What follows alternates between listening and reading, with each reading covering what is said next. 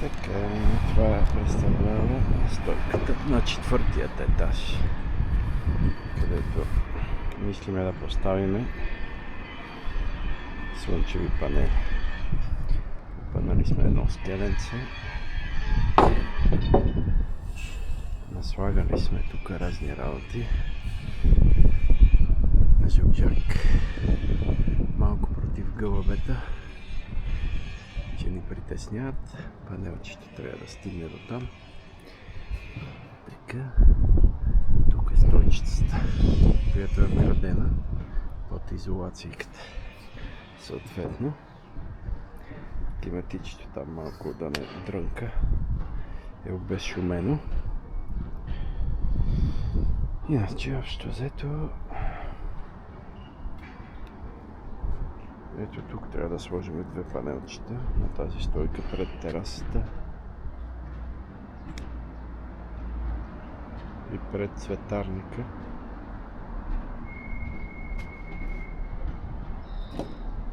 Тук цветарник ще бъде.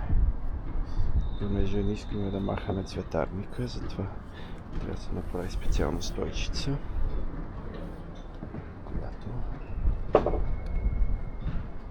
се захваща и така тук с едни болченца, джуджак малко, която отпреда пък тя си се хваща там към стената. И вече и другата стойка. Тук зад това не знам дали се вижда хубаво от самото такова скеле. Това са едната двойна стойка и двете единични. Да. А това е нещо, което трябва да се смени. Навеща поликарбонат, което е вече старичко.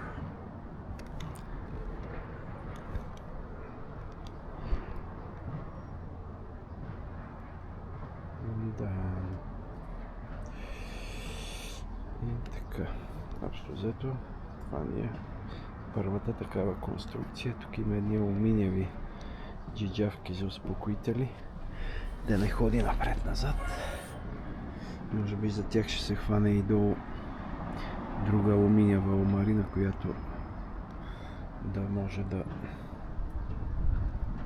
все пак да предотвратява духването, влизането на вятър отдолу зад панела. И ако случайно има сакси в цветарниците, да не ги вземе на някъде. Примерно. Сега остава да захванеме и тези профили, като другите, да ги боядисаме бели.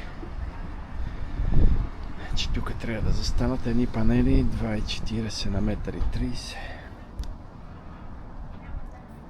И така, общо взето. Не се виждат стойките, където са направени и захванати за панелите. Тази специално пред терасата не е хваната за терасата. Но да се надяваме, че ще е както трябва. Все пак строителен инженер ги е изчислявал. Добре, това е първото клипче и вече следващото ще е с панелите, когато сложиме, после навеса, който ще бъде сложен, и батериите и инвертора в следващите серии.